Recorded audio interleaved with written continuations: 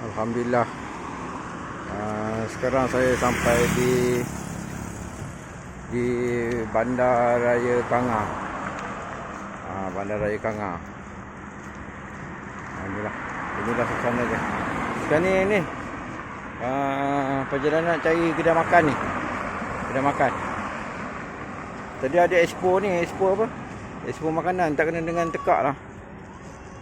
Sekarang ni nak cari kedai makan lah.